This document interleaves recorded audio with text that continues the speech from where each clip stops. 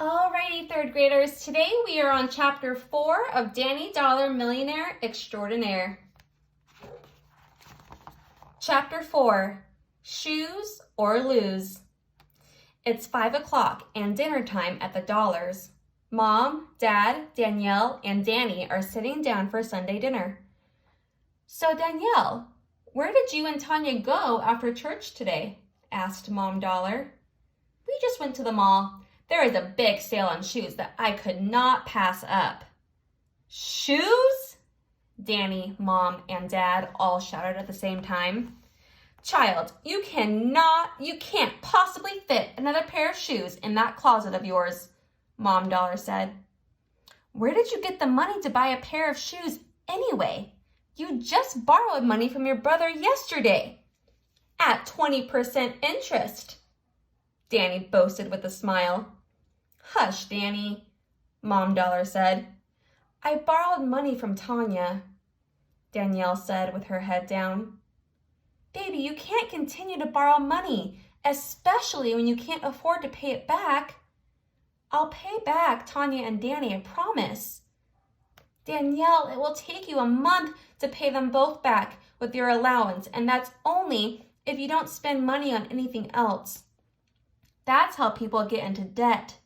They continue to spend through loans or credit cards that they can't afford to pay back, said Mom Dollar. So what?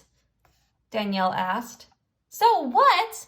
Often when loans and credit cards aren't paid, the things you bought are taken away, and you still have to pay the bill. Even worse, your credit history is destroyed, said Dad Dollar.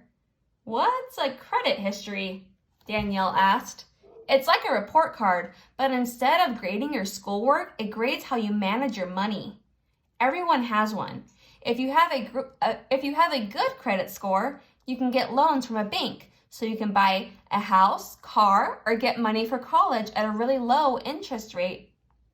If your credit score is low, then you're charged a really high interest rate, or you're denied loans altogether. A bad credit score makes lenders think you won't be able to pay back their money, Dad Dollar explained. Danielle, you want to buy a car someday, don't you? Mom Dollar asked. You know I do. Well, how will you afford to buy a car if you're always in debt? Mom, it's just Danny and Tanya. Yes, and you're paying 20% interest to Danny. Not smart money management, honey.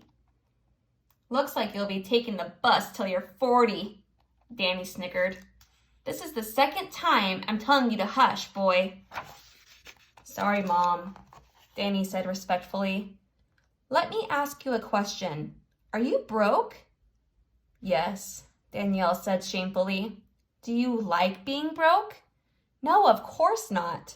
Then what is your plan to get back on track? My plan?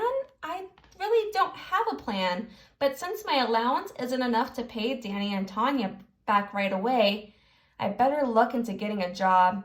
I heard the library is hiring. I'll go there after school tomorrow. Then maybe the little tycoon buffoon over there can take me to his bank and show me how to open a savings account. Who are you calling a buffoon? Yelled Danny. What about the shoes? Dad Dollar asked. What about them? Those shoes are hot. If you return the shoes, you could give Tanya back her money, and then you would just have to pay your brother. Reluctantly, Danielle agreed.